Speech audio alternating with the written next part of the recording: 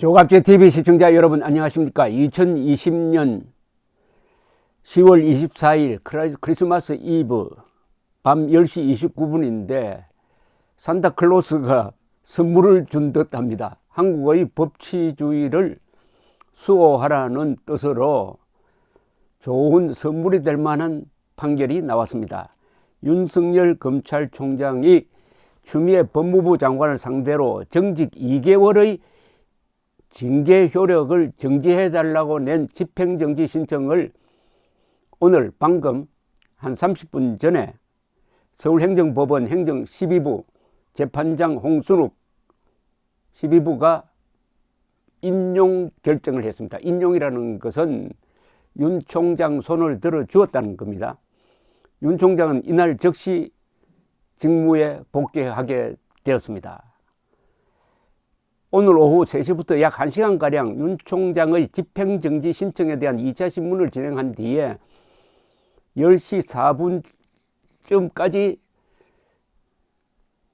결정에 대한 논의를 한 끝에 재판장 홍순욱 부장판사는 대통령이 지난 16일 신청인에 대해서 한 2개월의 정직 처분은 이 법원 징계처분 취소 청구의 사건의 판결 선고일부터 30일이 되는 날까지 그 효력을 정지한다고 밝혔습니다. 그러니까 본안소송의 선고가 나온 날로부터 30일까지 효력을 정지한다. 본안소송은 지금 진행 중에 있으니까 이건 언제 될지 모릅니다. 그러니까 이것은 일단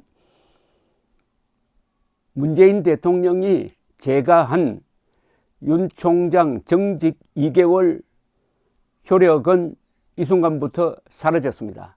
그러니까 직무에 복귀하게 되었습니다. 윤 총장은 징계를 취소해달라는 본안 행정소송도 낸 상태입니다. 홍순욱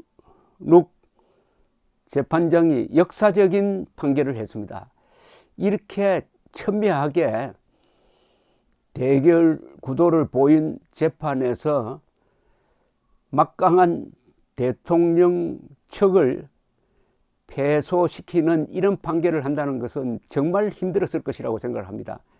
그런데 그 이유가 지금 아직은 나오지 않았지만은 짐작컨대 법무부 쪽에서 징계위원회를 열어가지고 무리하게 윤 총장을 정직 2개월 처한 그 과정 자체가 워낙 말도 안 되니까 법리에도 맞지 않고 징계의 근거가 되는 사실관계도 맞지 않으니까 이 홍순욱 부장판사도 법관의 양심으로서는 이런 판결을 내릴 수밖에 없었다고 저는 생각합니다. 물론 용감한 분이죠. 그러나 용감한 것만으로는 되지 않죠. 그 용감성을 뒷받침할 만한 법리가 있어야 되고 사실관계가 있어야 되는데 그동안 추미애 법무장관이 얼마나 사실 무시하고 법리를 무시했기에 이런 판결이 내렸느냐라고 생각해야 됩니다.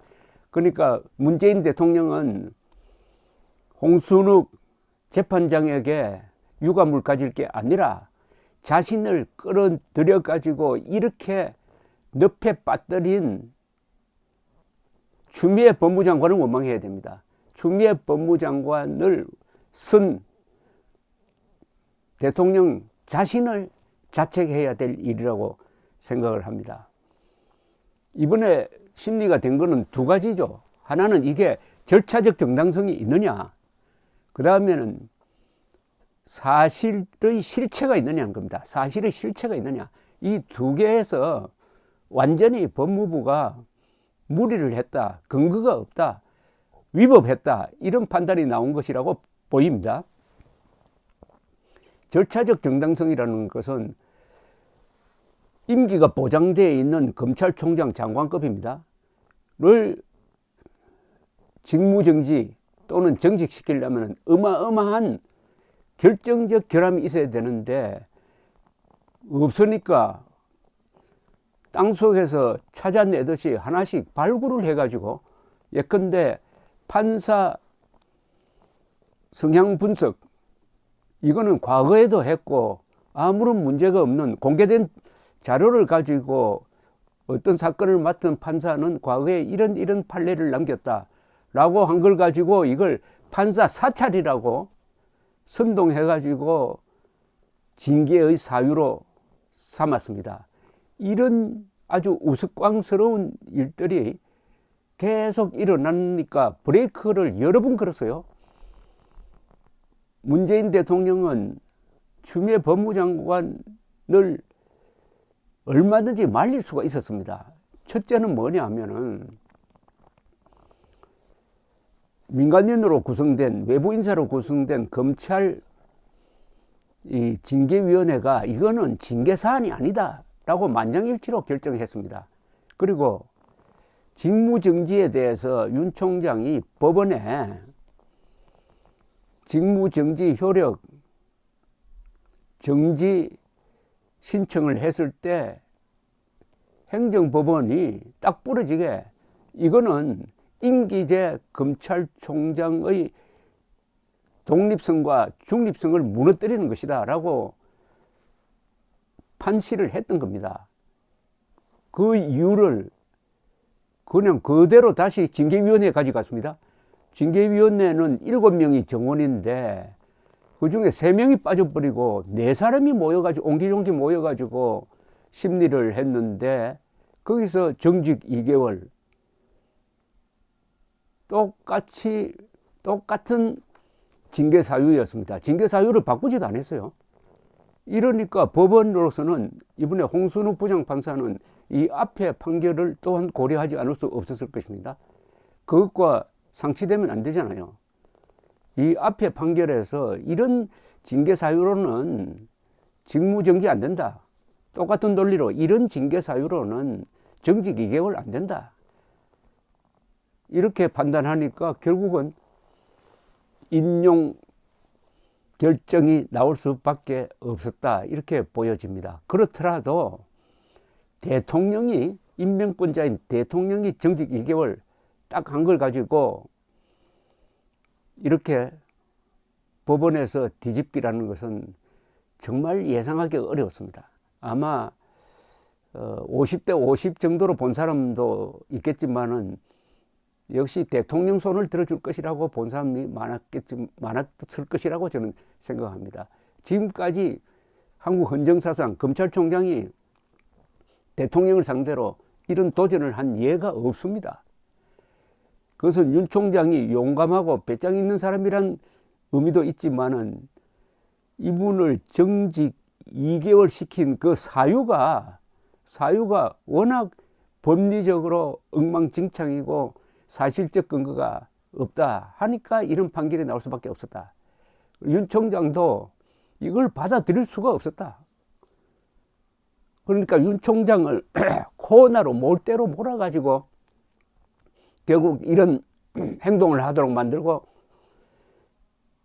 이런 판결이 나왔다고 생각할 수밖에 없습니다. 그러나 김명수 대법원장 취임 이후에 한국 사법부가 이 문재인 정권의 하수인으로 전락했다고 했는데 작금의 몇 가지 판결, 어제 있었던 정경심 징역 4년 법정 구속 판결, 그리고 오늘의 이 윤 총장 손을 들어준 이 판결 2개가 그래도 한국의 사법부에 희망을 걸게 하고 결국 사법부가 한국의 민주주의와 법치주의를 지킬 수 있겠구나 하는 안도감을 국민들에게 선물했습니다. 오늘 성탄절 선물치고는 최고의 선물을 우리 국민이 받았습니다. 이 문명이라는 것은 3가지 조건에 의해서 유지됩니다. 첫째는 사실에 기초해야 합니다. 2번째는 과학에 기초해야 합니다. 3번째가 법치에 근거해야 합니다. 문재인 정권은 집권하면서부터 사실을 조작하고 더구나 역사적 사실까지 조작하고 과학을 부정해서 탈원전 정책으로 가고 그리고 법치를 무력화시키고 헌법 위반을 노골적으로 했습니다. 헌법 위반을. 저는 헌법재판소에 요구합니다. 헌법재판소도 오늘 이 재판을 참고로 해가지고 빨리 공수처가 위헌임을 공수처가 헌법 위반임을 선언하여 대한민국의 법치를 살려주시기 바랍니다. 어쨌든 오늘 참 즐거운 성탄절을 맞게 되었습니다. 홍순욱 부장판사의 용기에 박수를 보내는 바입니다. 감사합니다.